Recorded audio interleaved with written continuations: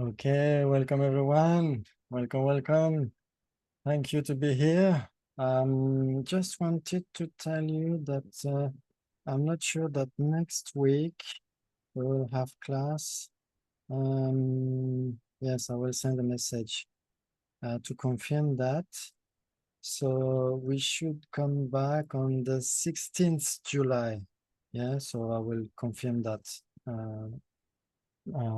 through a message. Yeah?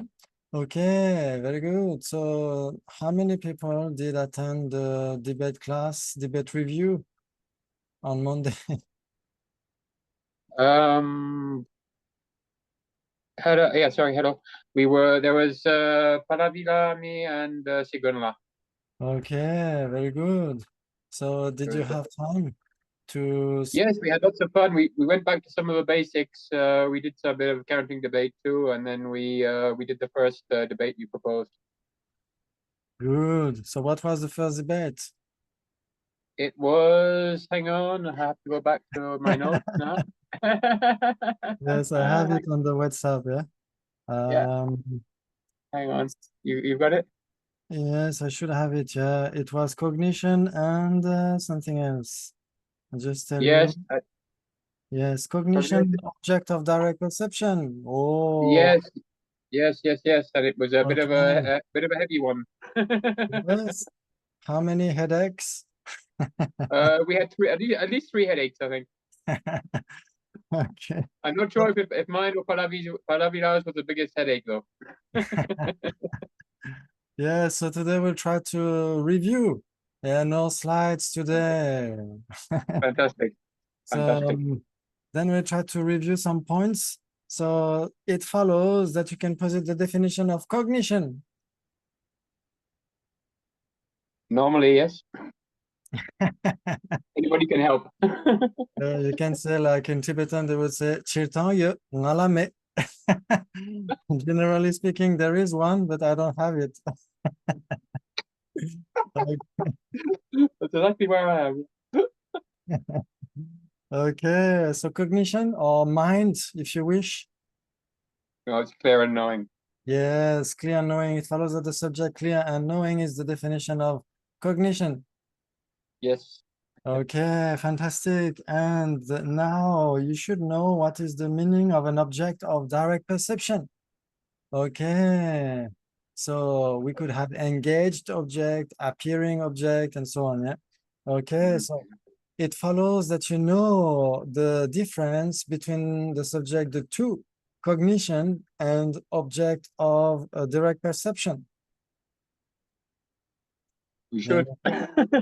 You can draw the bubbles, you can try to check common base, and so on, yeah, as usual. That's for you. So between you said cognition and And object of a direct perception. direct perception.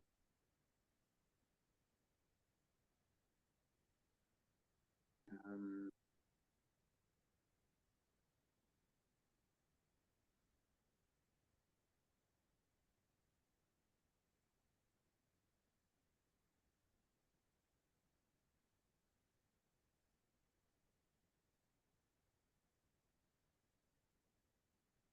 So if you don't find any at common least. base, then they are contradictory, yeah?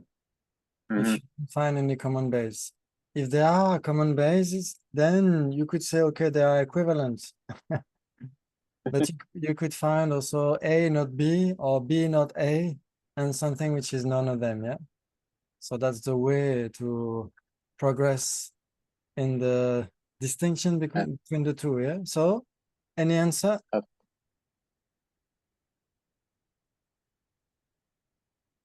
Um, Cognition and object of a direct perception.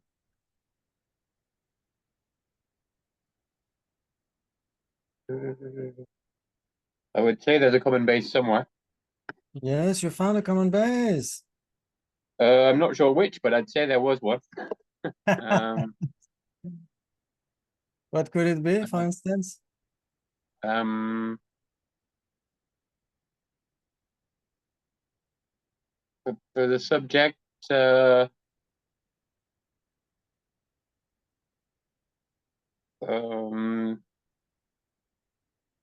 The tree that I see in front of myself. Sorry? The tree that I see in front of myself. Okay, the tree that you see in front of yourself, it follows it's a common base between cognition and object of a direct perception. I'm not sure what I'm putting out there, but Oh, it follows that the tree is clear and knowing. no, not at all. Well, it Okay, might be, but it follows that the subject of tree is not clear and knowing. except Okay. It's not clear and knowing because? Shouldn't have a consciousness normally. Yes, normally. Yeah, Unless so it's a tree in Lord of the Rings or something like that. yeah, it follows that the subject, a tree is a living thing. It's not a living being. Exactly. Yes, okay, very good. Okay. And we could say that a being is a thing, is a functioning thing. We could. Okay. So it follows that the subject, a tree, is not a common base between cognition and object of a direct perception. Yes, I have to accept that. Okay, so what could it be? Ooh. Are we comparing cognition and object of direct perception? Yes, we try to Exactly. review some debates that you had on Monday. I don't have any slides for today. Yeah, we came up with an example of something that appearing object to an eye consciousness. Yes, okay. Appearing object to an eye consciousness. Right. So that appearing object to an eye consciousness, can it be a common base between cognition and object of a direct perception? My example was a Buddha viewing the mind of a yogic direct perception. Yes, that was it. Okay. I forgot what it was. Yeah. Now I'm back with you there. Okay, so in that case, we could say, okay, the mind that is observed by an omniscient mind. Yes. Yeah, something like this.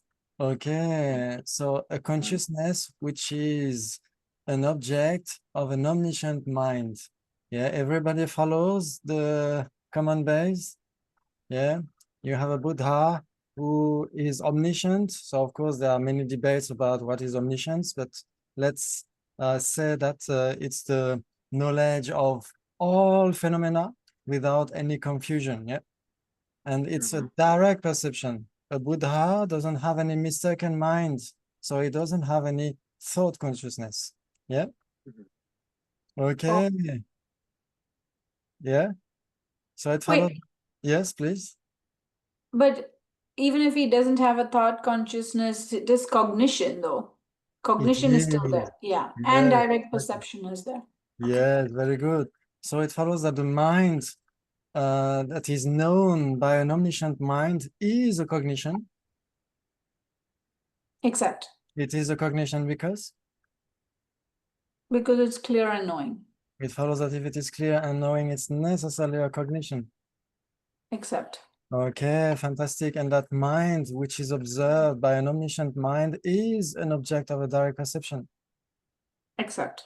Yes, it is because. Because it is non-mistaken, incontrovertible, and new. Okay. Okay, it follows, yes, because that omniscient mind is necessarily a valid cognition and a direct valid cognition, yeah? Okay, fantastic. So we have a common base, so they are not contradictory. Yeah, we can discard one option. Okay, so are they equivalent? No. No, because? Because they don't share the 8 doors of pervasion. Okay, it follows that if they are not different and don't share the 8 doors of pervasion, they are not equivalent. Except. Okay, so it seems that we have 3 or 4 P. Yeah, if they are not contradictory, they are not equivalent. So we have 2 options left, yeah? Yeah.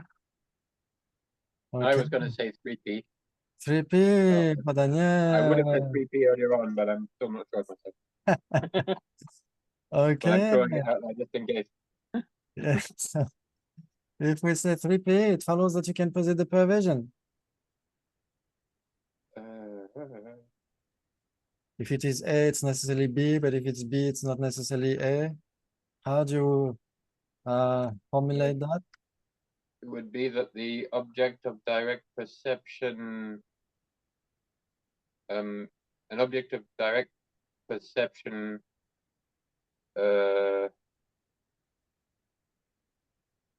is a cognition, but a cognition is not necessarily an object of direct perception. Okay. Okay. So who would follow Daniel? Who would give the opposite perversion? Probably nobody. Maybe Daniel is not following himself. No. Okay. We could say, okay, it follows that the subject cognition is a manifest phenomenon.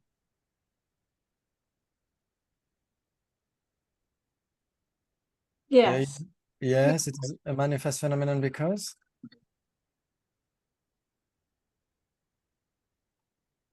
because it can be observed by a mind, or I mean, I don't know, sorry. yes, Okay. yeah, we could say because it is impermanent. Yeah. Yeah, impermanent and manifest phenomenon are generally speaking equivalent. Yeah. Oh, Could we also say because it exists? We could say because it exists, it follows that if it exists, it's necessarily a manifest phenomenon. It's necessarily Mhm. explicitly realized by direct valid cognition. No. No. Yeah. So if it exists, it can be just permanent. Yeah. So it would not Yeah. be explicitly realized by a direct valid cognition. It would be implicitly realized. Yeah. By a direct valid Okay. cognition. Okay. So the subject cognition, it follows it is manifest phenomenon. Except Yes, because now you have the definition of manifest phenomenon. that's cute.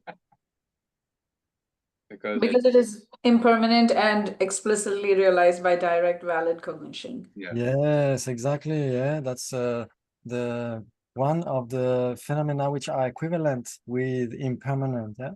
So a cognition Mhm. is a mental event. Yeah, it's changing Mhm. moment by moment. Yeah. Okay. So it is impermanent, so it has to be explicitly realized by a direct valid cognition. Yeah. Monsung itseme musu topar jawa. Yeah. Yeah. Okay, very good.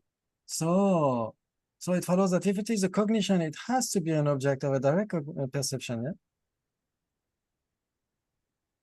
Yes, except. Okay, so it seems that that's the other perversion. Yeah. Yeah. So it's Oh, I 4p. see, yeah. 4P. Yeah. If we said it's not 3p, 4P, it could only be 3 and 4p now. maybe 3.5. 7 and 3/4, I think. So if we say 4P, so it seems that you could find a cognition, so an impermanent phenomenon, which would not be an explicitly realized by a direct valid cognition. Yeah, an impermanent phenomenon which would not be impermanent because it would not, yeah, an impermanent phenomenon which is not manifest. So impermanent phenomenon which is not impermanent. So would no implied like a implicit like an imputed uh imputed cognition be impermanent? It is not manifest, but it is imputed. Like let's say feelings, emotions, they're Mhm. imputed and they come and go and they're not Okay. manifest. Okay. Imputed in what sense? In which sense? Mm, just I'm going to assume that somebody is angry with me, because they said something. Mm. Okay. So we could say that any phenomenon can be imputed. We can label, we can designate, we can impute any phenomenon. Yeah, it doesn't mean that any phenomenon is imputedly existent. Yeah. So yeah, any cognition is impermanent. Yeah, any cognition has to be a mental event. Yeah. Whether So they manifest or unmanifest. yeah, they have to be manifest. Yeah, according to Jung's Impulbuchak the Great. La Chaselo. Yeah.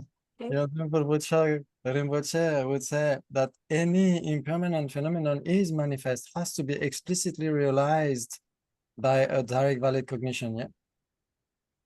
Okay. Yeah. It has to be the appearing object of a direct perception. Yeah, we said before that if it is impermanent, it has to be the appearing object of a direct perception. Yeah. Even if it is wrong consciousness, wrong, it is So, yes, a wrong cognition could not be a direct perception because it would be mistaken. And the definition of a direct perception is unmistaken. just unmistaken. No, I mean, uh, the definition of direct perception. Yeah, cognition, which is free from conceptualization and non-mistaken. Yeah. Yeah. So technically speaking, we could not call a wrong consciousness a direct perception. Yeah, we could say it's a non-conceptual wrong cognition. Yeah, for instance, if it's a sense perception and so on. Yeah. Okay. Okay, we could say that generally speaking, any wrong cognition cannot be a direct perception. Yeah. Okay. Okay, fantastic. Very good. It would go into the, would Sorry, be the same for the attentive I didn't hear the properly. Daniel, it could you repeat, would be please? the same for the Something's wrong with the sound, Daniel, I think, for you. Yes. It seems you speak Klingon like in Star Trek.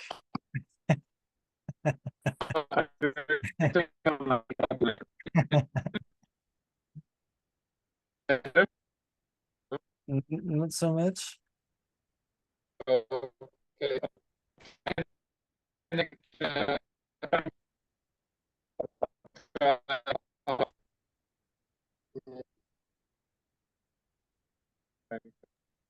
I Okay, think there you is said you'll dial back in. okay. Okay. So okay. So it follows that if it is a cognition, it's necessarily impermanent. Except. Okay.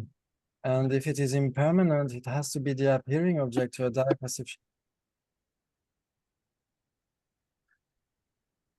Appearing object to a direct perception, except. Yes, very good. So it follows that if it is impermanent, it has to be a manifest phenomenon. Okay. Okay, so it has to be the object of a direct perception. Yes. Okay, so we have the perversion like this, yeah? If it is a Yeah. cognition, it's necessarily an object of a direct perception. Yes. Okay. If it is an object of a direct perception, is it necessarily a cognition? It is an object of direct perception. It has, yes. Ah, so it follows that my cup is a sentient being. If it is an object of direct perception, there has to be a cognition that has the direct perception.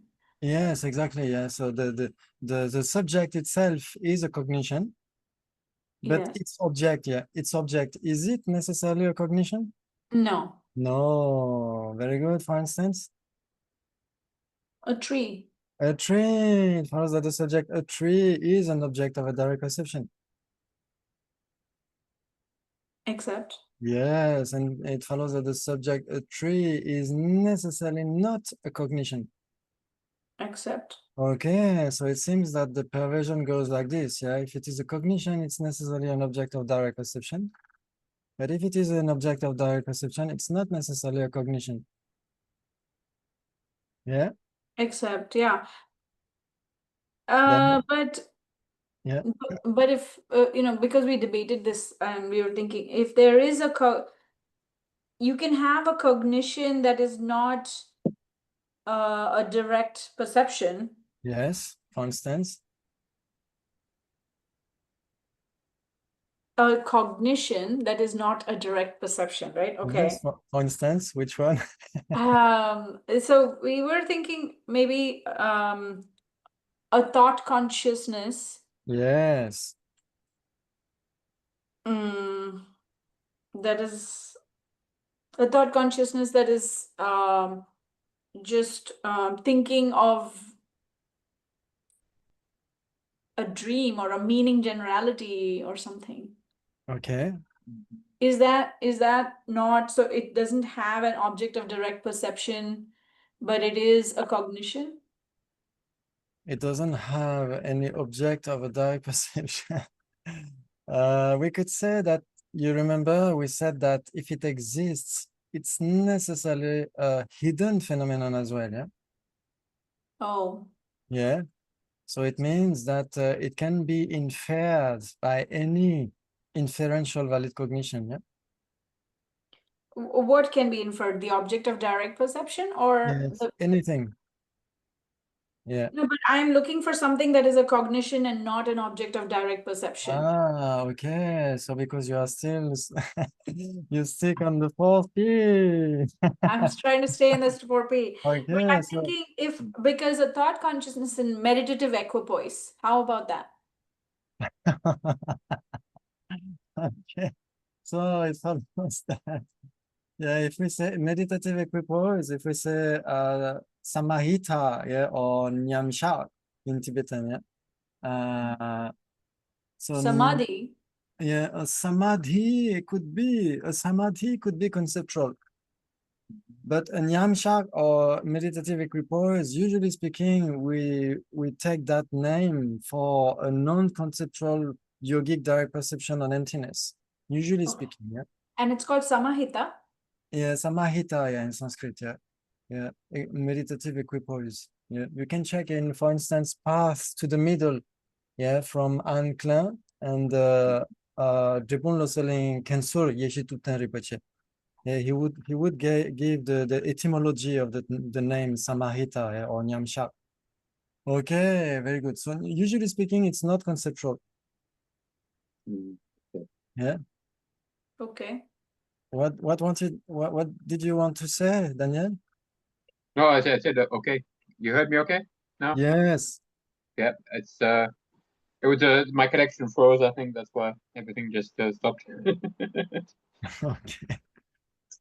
So you wanted to give some counter example or something like this, no?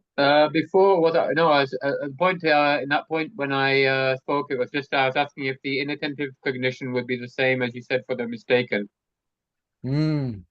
Yeah, so the inattentive cognition is necessarily not mistaken, yeah? Yeah. Because hmm because Because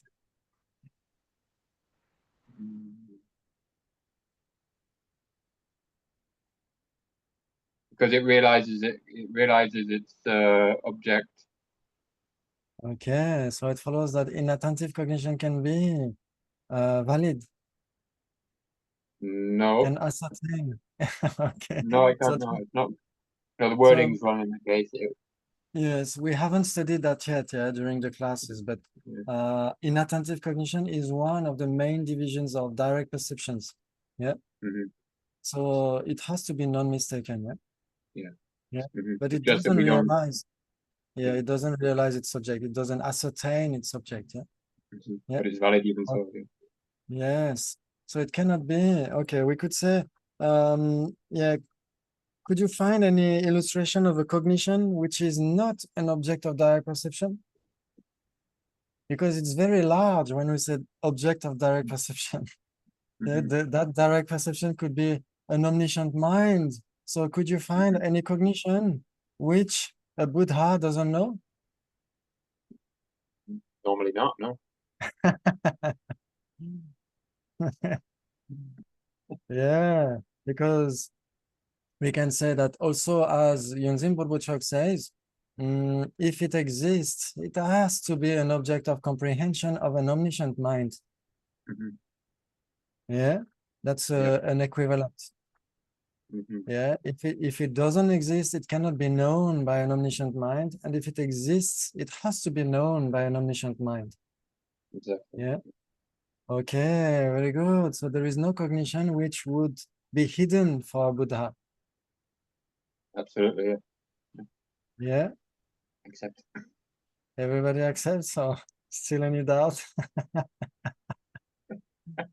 Are we saying that a Buddha's mind cannot be without thought? Yeah, Buddha doesn't have any thought because the Buddha doesn't have any mistaken mind. And thought consciousness, as we will see later, is necessarily mistaken. And we will delve into that. What means a conceptual mind, what kind of conceptual minds we have, and so on. We will see that after. Yeah? But a Buddha seeing emptiness is cognition without object of direct perception. Yes, so we could say that the emptiness is an object of a direct perception, but according to the Sotrantika, which is implicitly realized by that direct perception. It is an object of a direct perception, but it is not explicitly realized. Yeah, for the Sotrantika, because for the Sotrantika, the golden rule, which is written in the sky, is permanent phenomena are the appearing object to thought consciousness, and impermanent phenomena are appearing object to direct perceptions. Yeah, so permanent phenomena cannot appear to direct perceptions. So even for the Sotrantika, a Buddha would realize emptiness implicitly. So that emptiness would still be the object of the direct perception of a Buddha.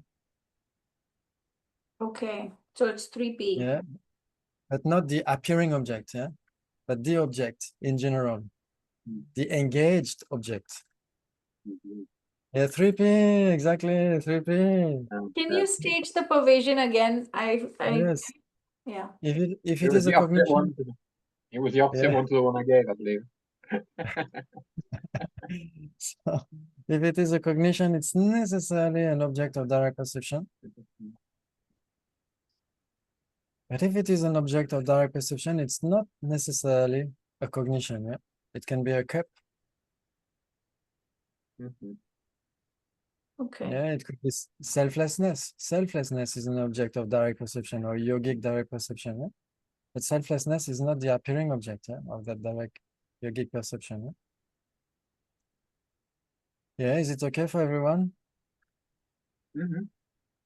Perfect. Fantastic. So it follows that there are 3P, so you can posit an illustration of something which is none of them, a cognition and an object of direct perception. Can we go into Horns of a Rabbit? Yeah, the subject, oh, not a rabbit. It follows that it is not a cognition. Yes, I would and accept. yes, and it follows it is not an object of direct perception. Accept. Yes, We only need fantastic. it's a conceptual. We can have a conceptual thought of it, but that's all. Yes, yes, we can have the thought consciousness thinking about the horn of the rabbit. Yeah, Yeah. Mhm. yeah. Or So either- that yeah. it follows that that thought consciousness is a wrong consciousness. Yes, accept. Yeah, Yes, yes, it is because because Horns of a Rabbit don't exist. yes, exactly. Yeah. So we have the mere meaning generality, yeah, the mere concept of the horn of the rabbit, but there is no referent in reality. Yeah. Mhm. Okay, very good. Fantastic. So what did you have also on Monday? You had, wow, appearing object of an eye consciousness and object of thought consciousness. Wow. Wow. Let's go. So appearing object of an eye consciousness, okay, and object of thought consciousness. Okay. I'm checking myself. Sometimes I give some debates and I don't even know the result. So, okay. Now it seems I know, but not sure. Okay, let's double check.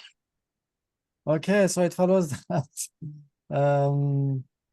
you can posit the difference between the two appearing object of an eye consciousness and object of thought consciousness, not appearing object to thought consciousness. Yeah, otherwise there would be contradictory. Yeah.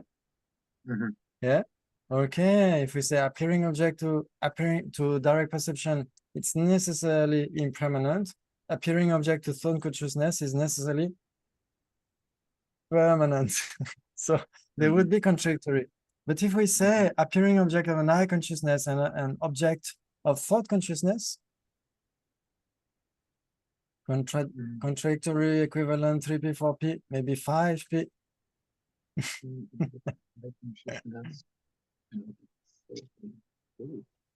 3P. 3p for Plavila, wow.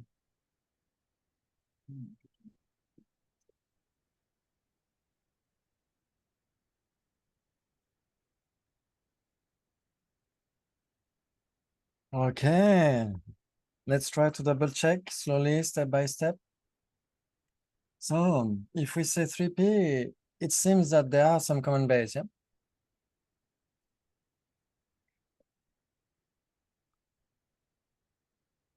Yeah, Yes, I would tend to say the. Go ahead. yes, Yeah, please. except Okay, yes. If there are 3p, there is necessary common base, accept. Very good.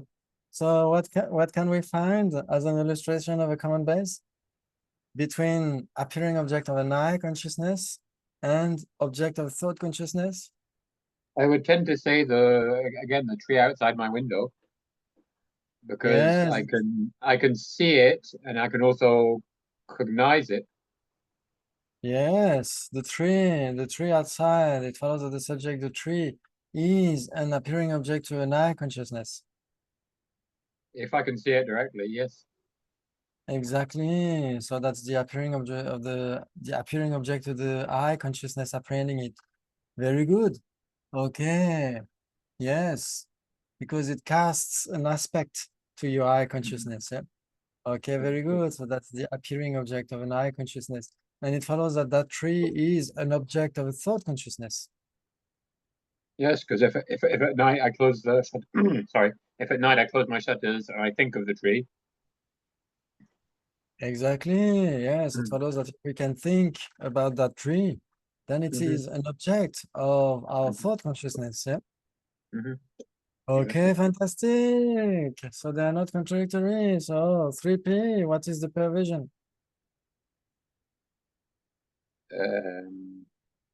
So in my head, the pervasion is that if it's an appearing object of an eye consciousness, it is necessarily an object of thought consciousness, but a thought consciousness cannot be an object of a thought consciousness is not and need not be an appearing object of an eye consciousness.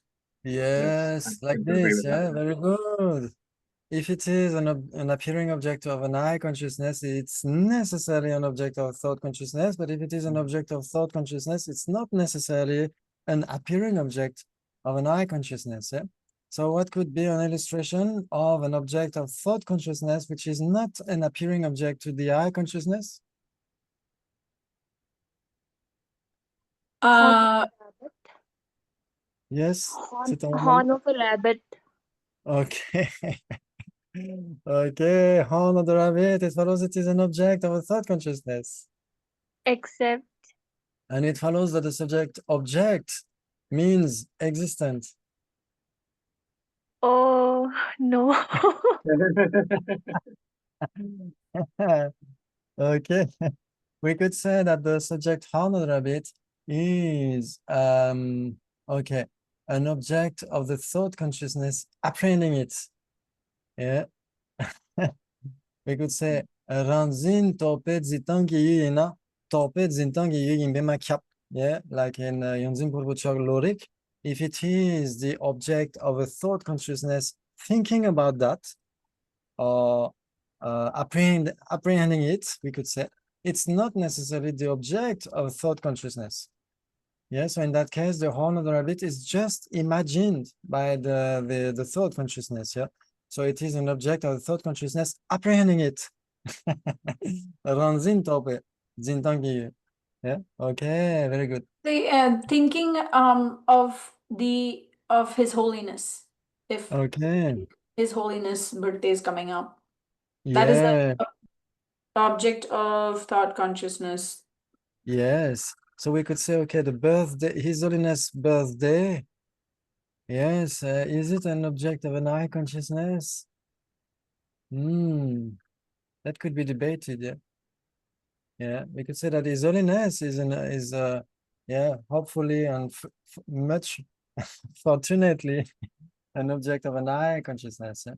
Okay, we could say so.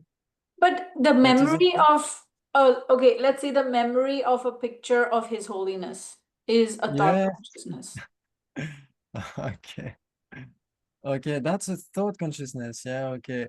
So that memory, okay, is a thought consciousness. Okay, it follows that a thought consciousness is necessarily not an object of an eye consciousness, an appearing object of an eye consciousness. Yeah, except. Okay, yeah. Yeah, if we put aside the Buddha's way to see things, yeah, because an eye consciousness of a Buddha is omniscient. Okay. So the Buddha's eye consciousness is able to see the thought consciousness. So if a Yeah, Buddha can okay. think of something, he can actually see it. So he doesn't think about anything, but we say, usually speaking, any mind of a Buddha is omniscient. So even the eye consciousness of a Buddha can Okay. see the thought consciousness of someone. I see. But if we put aside the Buddha's omniscient way to see things, we could say, yes, a thought consciousness is necessarily not an appearing object to the eye consciousness. Yes, yes, a thought consciousness is a cognition, and a cognition is not the object of apprehension of an eye consciousness. Yeah. Yeah, an eye consciousness can see forms, colors, shapes, and so on. Yeah, but cognition is not form, so it could not be the appearing object of an eye consciousness. Yeah. Yeah, does it work? Yes. Yes, more or less. More or less. But then in case of Buddhas, then eye, ear, any sensory consciousness, isn't it redundant because mind is omniscient, so why they need eye, ear, and other sensory consciousness?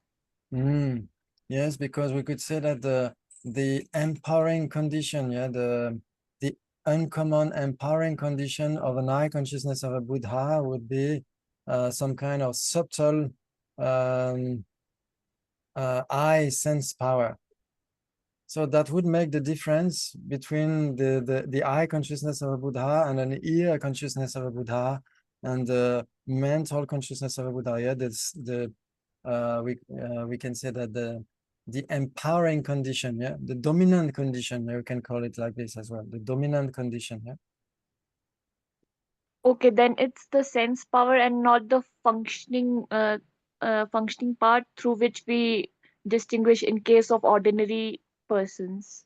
Yeah, it goes similarly, and yes, we could say that the subtle the subtle dominant condition of a Buddha, which allows an eye consciousness, would be different from the ear consciousness, from the subtle dominant condition, which empowers the ear consciousness. Yeah, so yeah, that's very difficult, yeah, to to try to grasp the way a Buddha sees things. Yeah, it's not easy. Yeah. Okay, so some people would say yes, the empowering condition, the dominant condition would be the three countless eons of merits and wisdom. Yes, but they are the same for eye consciousness, ear consciousness, mental consciousness, and so on. Yeah, so what makes the difference? Yeah, that's a good question. Yeah, I'm not sure I will have all the answers. I think it is out of syllabus.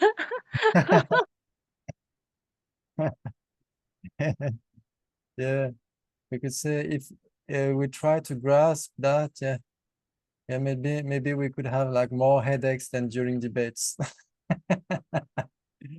Okay. So yes, there are many debates about that, yeah, but anyway, so we could say yes, a thought consciousness, which is a cognition, usually speaking for a non-Buddha, is not an appearing object to an eye consciousness. Yeah. Yeah. Okay, very good. So it is an object of thought consciousness because we can think about a thought consciousness. That's possible. Yeah, that's what we are doing now. We think about that thought consciousness, but this thought consciousness is not the appearing object of an eye consciousness. Yeah. Willkommen, Zengrunla. Sorry for being so late, sorry. But I still wanted to join. Yeah, very good. Very good. I just need to plug my computer. Yeah, I'm coming after. We're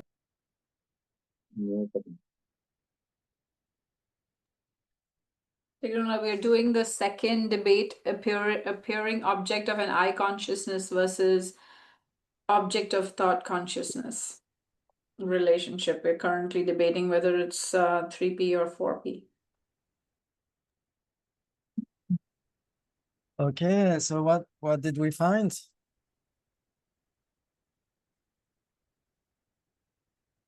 So now we're looking for an appearing object of an eye consciousness that is not an object of thought consciousness. So can we find that? So I think if a person is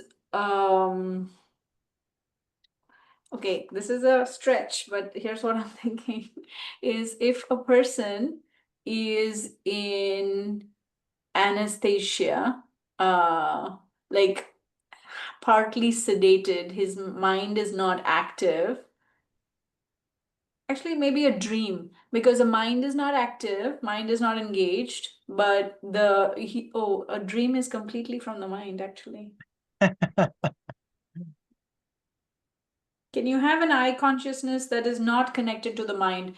I can see, a touch consciousness not connected to the mind can have an appearing object, something touches, but I'm not connected to my mind. Yeah, That could be. so here we are trying to find something that is an appearing object to an eye consciousness. Yeah, an appearing object of an eye consciousness. Yeah, usually speaking, we can speak about shape or form and so on. And that would not be an object of thought consciousness. We cannot think about that. Yeah, there isn't. So that's why it's a 3P. No collision. No, but when we are like, say, we are traveling and we are looking through the window of the bus and we are thinking about something else. So whatever appears to our eyes, it goes, but we are Yes, thinking something else. yes, okay. Okay, so that we could say that landscape which goes through the window of the bus cannot be thought about. We cannot think about that. We can think, but uh, there may be moments when we are thinking about something else, Okay. and our So eyes are mhm, looking outside the window. okay. So yes, sometimes we can see things and we don't think about them. Yeah. Yeah, on the spot when we are seeing things, we don't necessarily think about them on that very spot. Yes. but we can remember them. Yes, if we can remember them, then we think about them. But it could be wrong. Actually, this is a case for so many witness things, right? When police are like asking people, what did you see? And they might have been at the coffee shop seeing what is happening, but they don't remember the details. Like Siddhamala is saying, actually, that's true. You can literally see everything in front of you, but your thought was not there, so you never saw it. And your mind also did not register. Yes, okay, yes. So it would mean that that landscape is not a hidden phenomenon, is not an object which is realized in the hidden manner by the thought consciousness apprehending it. It means that we cannot infer that.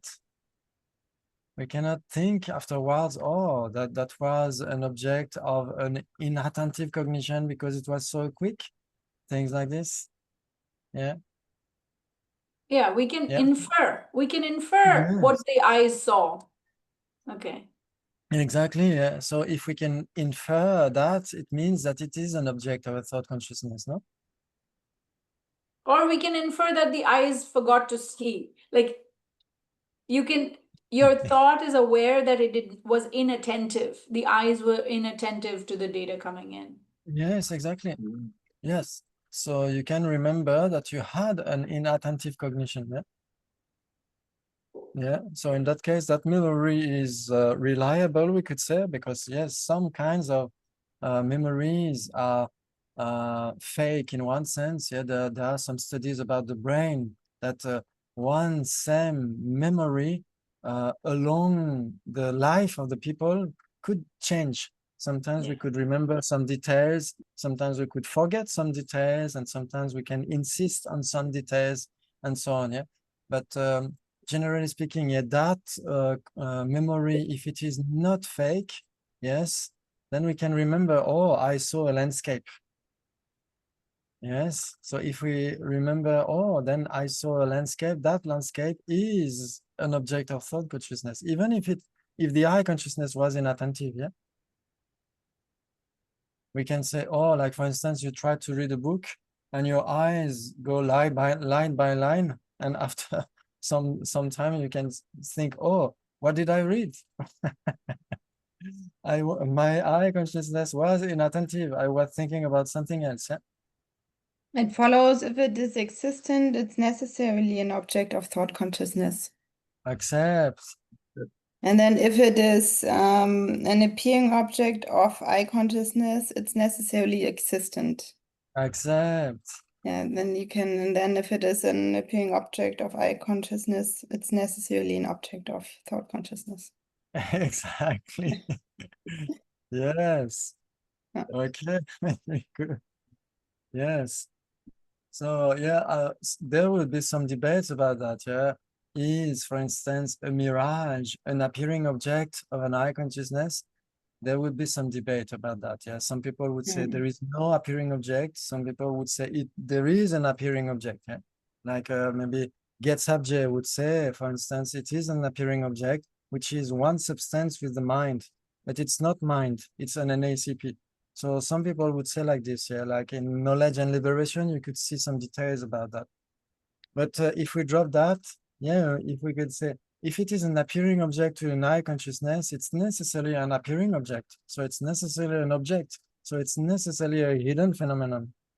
So it's necessarily thought about by a thought consciousness. But the thing is, people also see non-existent things all the time. Yeah, so they see the clear appearance of the non-existent. We cannot see any non-existent, but we can see the clear appearance of a non-existent. And in that case, Getzhard Rinpoche would say it is the same substance with the mind, the same entity with the mind, but it's not mind, it's an NACP. The appearance itself, not the non-existent, yeah? The appearance itself. Okay. The appearance itself is not mind, it's an NACP. Yes, Getzhard would say like this, but maybe not everyone would agree on that, yeah?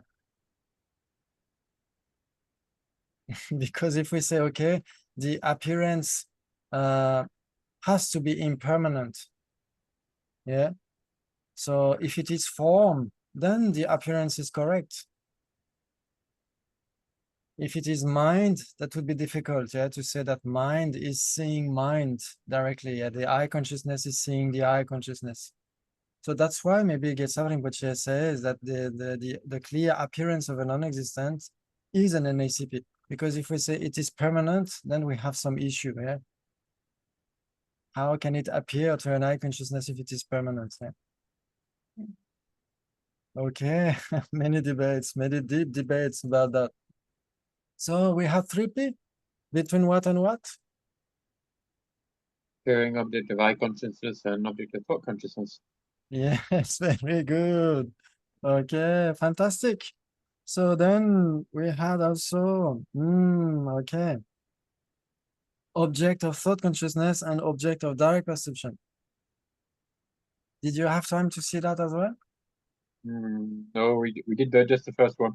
We only did the Okay. first one. It took us a Yeah. whole hour and a half to do the first one. That's good. That's good. Sorry, so which one is this? Object of thought consciousness and? Yes, object of thought consciousness and object of direct perception. Contradictory, equivalent, 3P, 4P.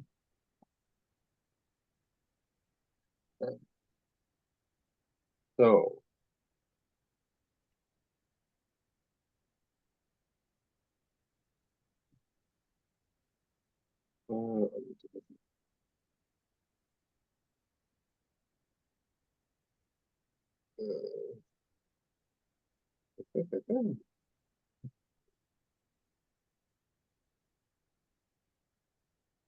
the simple solution would be to say contradictory, but Contradictory.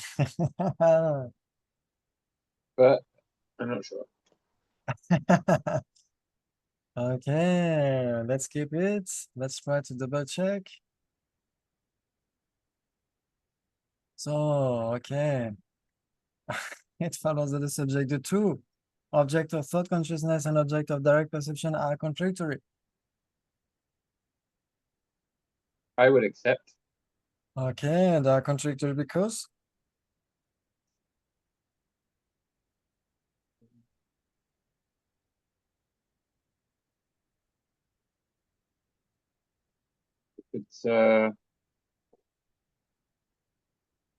If it's a thought consciousness, it's not a direct okay, not a direct perception. We're not perceiving something, it's within.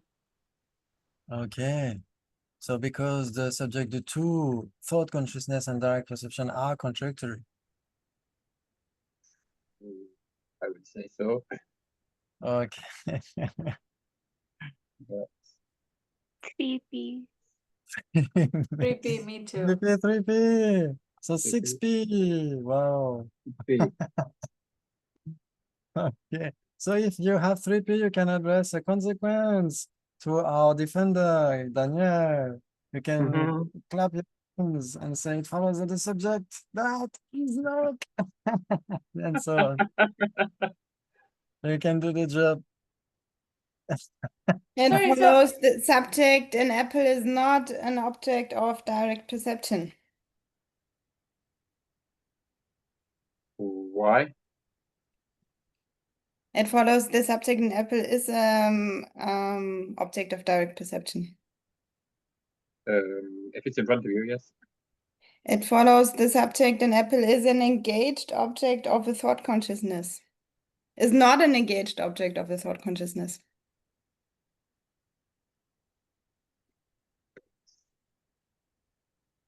Accept. I have a problem. Because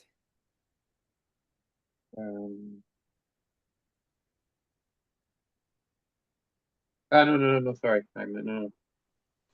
it follows you can posit the definition of engaged object. Normally, I should be able to.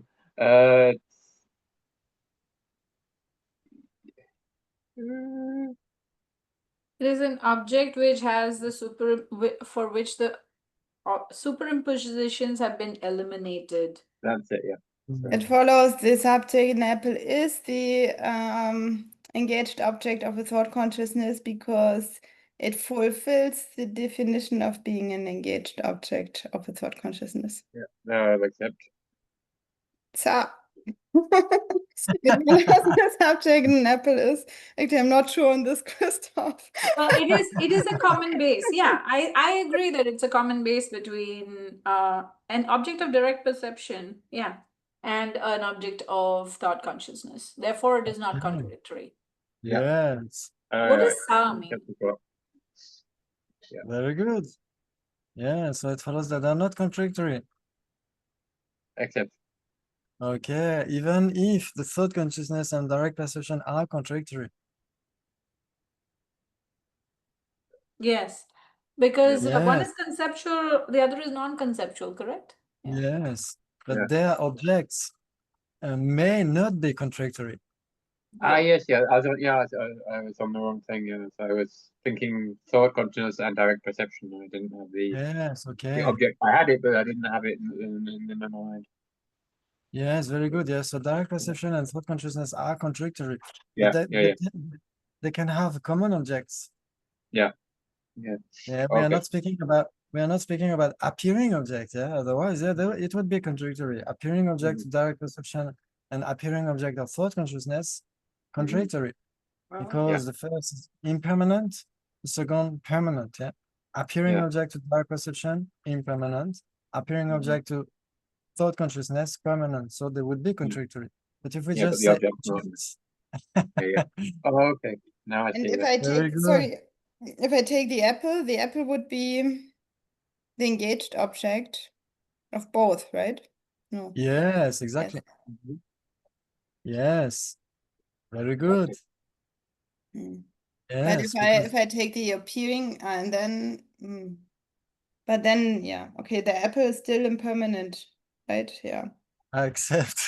Yeah, because for the appearing, so that means the engaged object of the thought consciousness can be impermanent.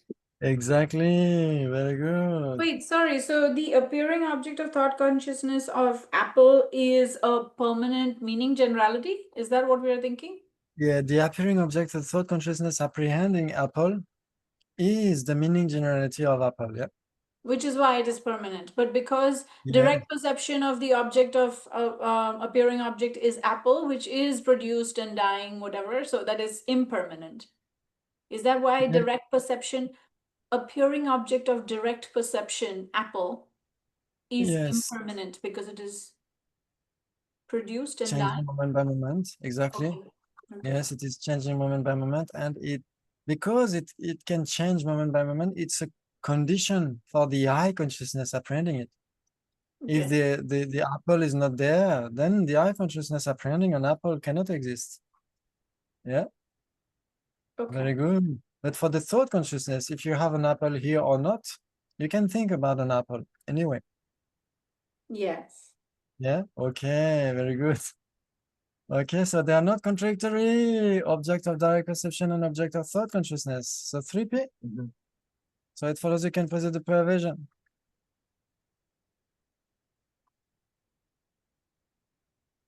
I have, if it is an object of direct perception, it is necessarily an object of thought consciousness. If it is an object of thought consciousness, it is not necessarily an object of direct perception. Okay, can you posit an illustration of an object of thought consciousness, which is not an object of direct perception? No, I have, it was, if it is an object of direct perception, it is necessarily thought conscious object. I Okay, cannot but posit if it is, something. but if it is an object of thought consciousness, it's not necessarily an object which is an object of direct perception. Yeah. Yeah. Okay, so can you posit an illustration of an object of thought consciousness which is not an object of direct perception? Because that's your point, yeah, in the perversion, yeah. If it is A, so object of direct perception, it's necessarily B, an object of thought consciousness. But if it is B, object of thought consciousness, it's not necessarily A, object of direct perception, yeah. So can you Yeah. posit B, which is not A, object of thought consciousness, which is not an object of direct perception? In the object, the body mind. Sorry, the subject, what? Oh, the body mind. Body mind. Okay. I'm not sure if it What is body mind? cannot be can it not? cannot be. Bodhicitta, bodhicitta, yeah. The mind of enlightenment, yeah. Okay. So it follows that the subject bodhicitta is an object of thought consciousness. Accept. Okay, it is because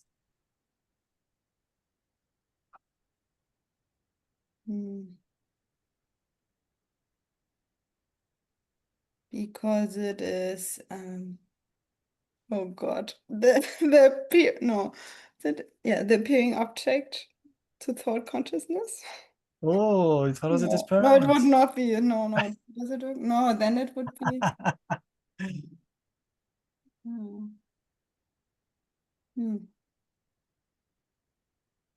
It follows that the don't know. bodhicitta of aspiration cannot become the engaged bodhicitta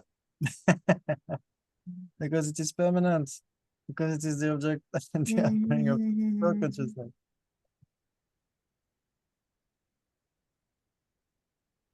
But Geshe Champa, he said it's not, it is mental consciousness. Yes, it is. I mean, it's not a sense consciousness. Okay, accept. Yeah, because it's not a sense consciousness, it has to be mental consciousness. Okay, so because No, that doesn't work either. because it is a mental consciousness, it cannot be an object of a direct perception. So it follows it cannot be an object of a self-cognition. That would be for the thought account. Okay, so self-cognition would not be accepted by all the schools, yeah, but in the That's Sotantika, they accept it, yeah. accept it, yeah. So the self-cognition is knowing the mind, which aspires to become enlightened and for the sake of all the beings, yeah, yeah, because any mind has a self-cognition. So Yes, I think yes. what about fire inferred from smoke on top of a mountain? Okay, so fire inferred by from smoke on the top Yeah, of a mountain, it follows, okay, it is an object of thought consciousness. accept. Okay, very good. And it follows it is not an object of direct perception. Accept. Okay, so it is not an object of direct perception when I prepare fire in order to make tea, in order to welcome you on the top of the hill. By the same content mind. Ah, yes, but the subject is not we are not comparing object of direct perception and object of thought consciousness on the same mind and from the same person. Yeah, we are not debating that. The subject existence. The subject existent. The subject existent. It follows it is an object of thought consciousness. Accept.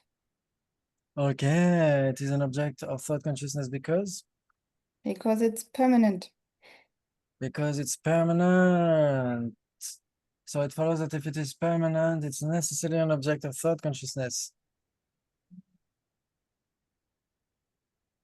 Yes, c'est un moment-là. No, ça c'est pas la vérité.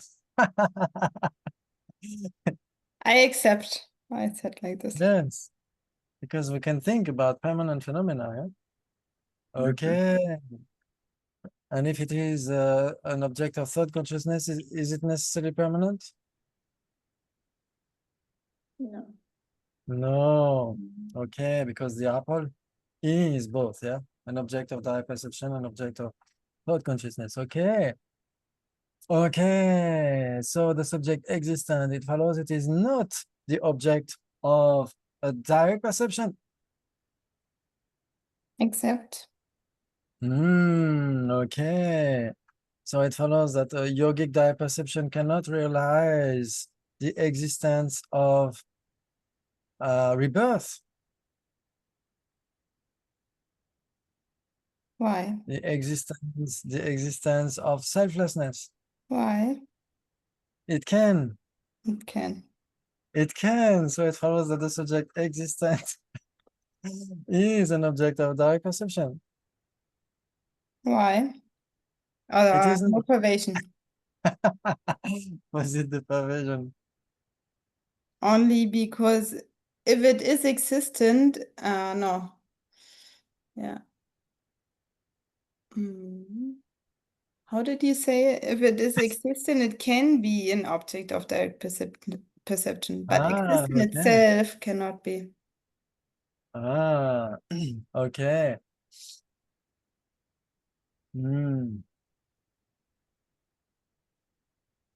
Yeah, so it follows that the subject existent cannot be the object implicitly realized by a direct perception.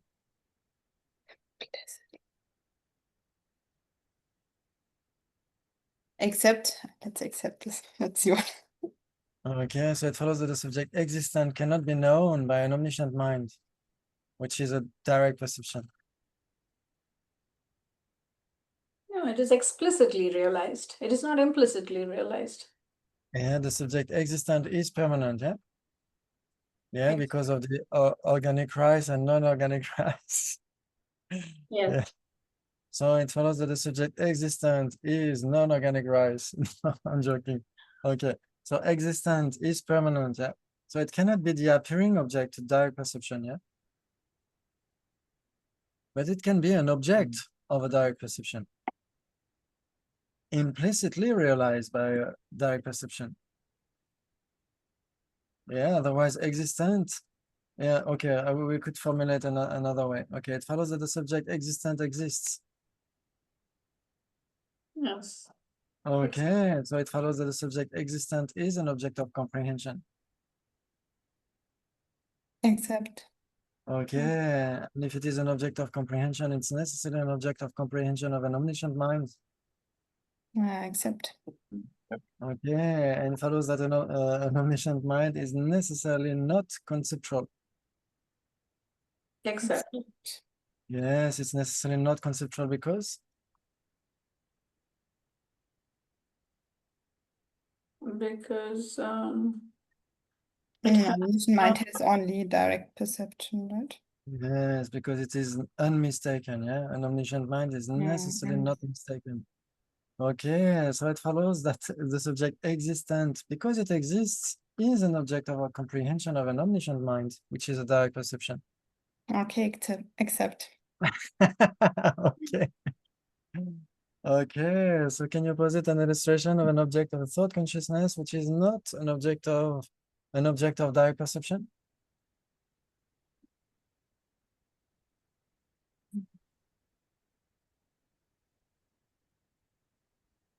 a memory. A memory. Okay, it follows that the subject, a memory, is not realized by the self-cognition apprehending it. A memory is not realized by a self-cognition. Okay, so it follows that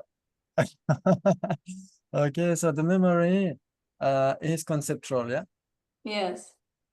Okay, and according to the great Kunken Jamangsheba, the meaning generality is acting as an aspect. Yeah, for the thought consciousness, the aspect would be the meaning generality. And we have the apprehended aspect and the apprehending aspect. So the apprehending aspect is necessarily the self-cognition. I have another one to try. Okay. The object that there is, oh, that's it. Yeah, no, but no, it's, that there are no future lives, but it's not an Okay. So Yeah. the absence of future lives, it follows it is absence an of- object of thought consciousness. No, it's not the. Let's take the somebody's convinced, right? The Okay. opinion. Somebody thinking that there are no future lives. Okay, so it follows that that somebody, that person is not an object of thought consciousness. Somebody, no, wait, the thought, the thought that there are no future lives. Okay, it follows that this thought doesn't exist. Oh, it exists. It exists. The thought, yeah, the thought. Yeah, so the thought exists, but the direct perception cannot see this thought. Okay, so it follows that the self-cognition is not able to see that thought I consciousness. don't understand the self-cognition. Yes, that's normal because we haven't studied yet, but we had just some very loose introduction about that. Yeah, the zinam, yeah, the apprehending object. Yeah, that observes non-dualistically the mind itself. Yeah, when we see something, we think about something, we hear something, there is the apprehending aspect which sees the apprehended aspect. Yeah, which sees mind itself apprehending something. Yeah. Okay. So And is that a direct perception according to our necessarily, definition? Even yes. though, okay, we are watching our own mind. So our own mind, all of that is the apprehended objects our minds are bringing up to Yes. us. Yes, we can say it's not like in meditation when we meditate on mind, like in the four close placement of attention, mindfulness, and so on, or in like in some traditions like Mahamudra and so on. But it's automatic. Yeah, as soon as you have a mind, you have a self-cognizing mind. Yeah. Yeah, so that's why for the Sotrantika, we have 4 divisions of direct perception: sense, direct perception; mental, direct perception; self-cognizing, direct perception; and yogic, direct perception. Yeah. Yeah. Okay. Okay. Okay. So And that's then the self how was it how is it called? Sorry. Self the apprehending aspect, the apprehending aspect. no the Yeah, self self-cognition, the Self-cognizing. mind that is the self-realizer. Self-cognizing. Self-cognizer. It can Self-cognition. directly observe like wrong consciousnesses, mistaken consciousnesses, everything, right? Yes, exactly. Yeah. Okay. So that's why Then you the appearing. No, what did I thought? I think.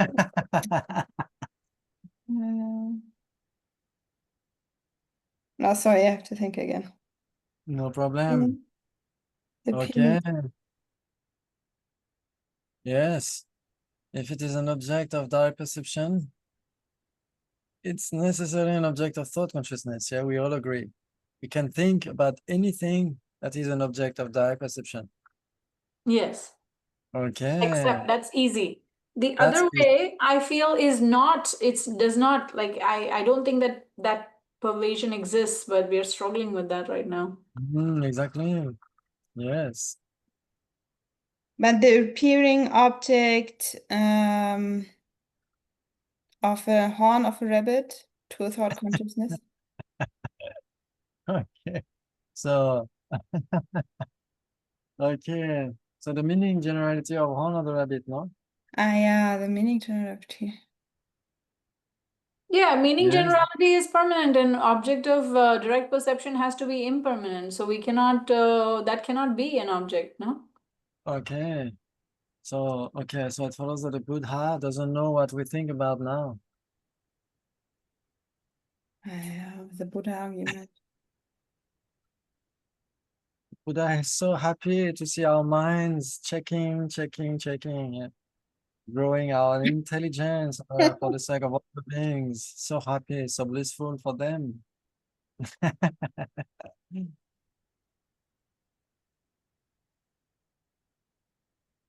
Okay, then I think actually it's not possible. You checked well. So it is So- for It cannot be something permanent. It cannot be a mistaken consciousness. It cannot be a wrong consciousness. It cannot be a non-existent.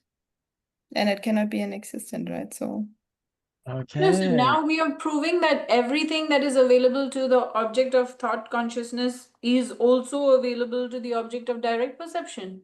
yeah, Yes. actually, I don't believe this. I mean, if you okay for Buddha, okay, but for the sentient, yeah. Yes, for Buddha is easier. Yeah. And if we put them aside, yes, we can have permanent phenomena, which are the objects of direct perception, yeah, like selflessness for the yogic direct perception. It's the object of the direct perception. It's not the appearing object, but it's the engaged object, yeah? Which And is it imputed. follows the meaning generality of horn of a rabbit is the object of a self-cognizer. Yes, we could say so. We could It say follows direct perception can know permanent phenomena. yes, but yeah, in that case, the self-cognition would know the mind itself, which is thinking about the horn of the rabbit. It follows the self-cognition is not realizing, or however, the meaning generality of the horn of the rabbit. Yes, It yes, follows for exactly. sentient beings, the object meaning generality of horns of a rabbit would be an example of something that is not a direct not the object of a direct perception, but the object of a thought consciousness. Yes, I would accept also the subject existence. What? Okay. But you just said that it's available to a self-cognizer, and that's the apprehended object of the Yes, self-cognizer. yes, we can say that the thought consciousness itself is realized by the self-cognition, because the self-cognition is knowing mind itself. Yes, it's not knowing the concept, but the mind which is conceiving that. Yeah. So that's why, yeah, yes, the self-cognition is knowing only mind. And the meaning generality of Honor Rabbit is not mind, it's permanent. But there is something which is impermanent in the thought consciousness, yeah, the image itself. Because we have to accept, so we will delve into that next time, but we have to accept that the thought consciousness is produced because it is consciousness.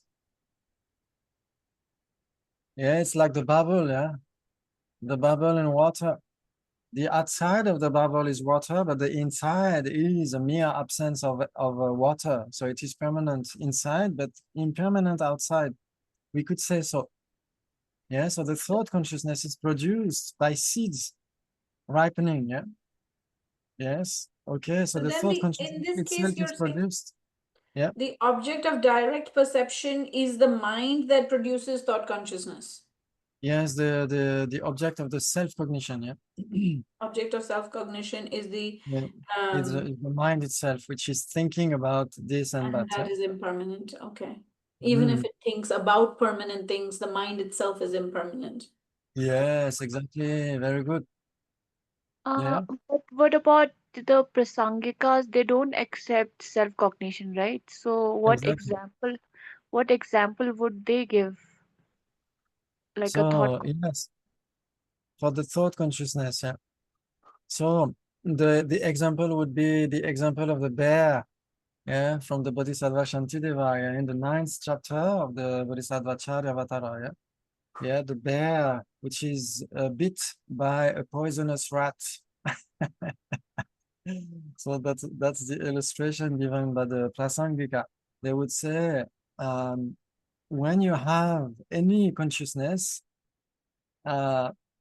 this consciousness has an object necessarily. Yeah? So if you remember the object, implicitly you remember the subject itself, because there is no subject there is no object without any subject. So if you remember my cup, then explicitly you remember the cup, but implicitly you would remember the subject apprehending that cup, because there is no object without any subject for the prasangika. Yeah, so that's the example of the bear, the sleeping bear.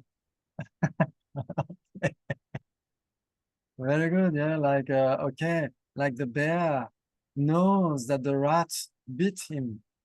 He didn't know that the rat was poisonous. So that's a very intelligent, very clever bear. Yeah, he's thinking a lot.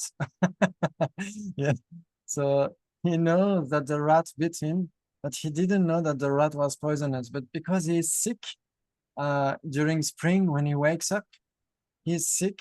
So he knows, oh, that rat was poisonous because he's sick and he remembers he was bitten by the rat.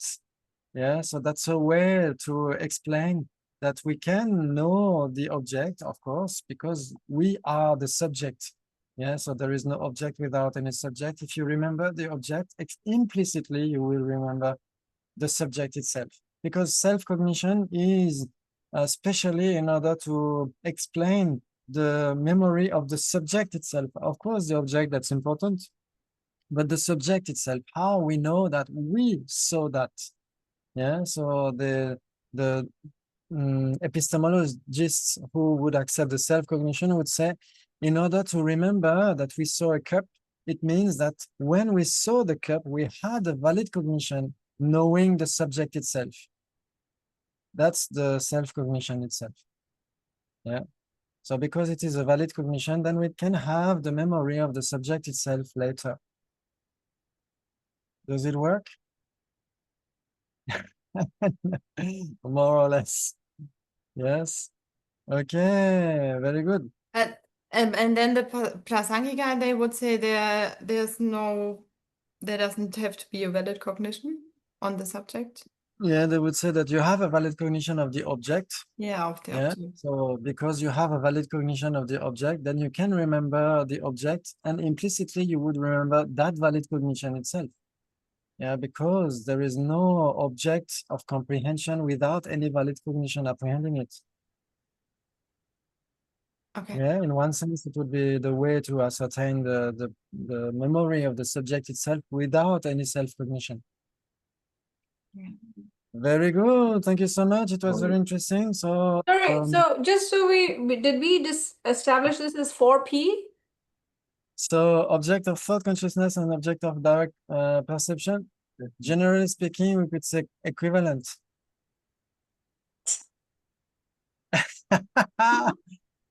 Because we don't say appearing object or engaged object. Yeah.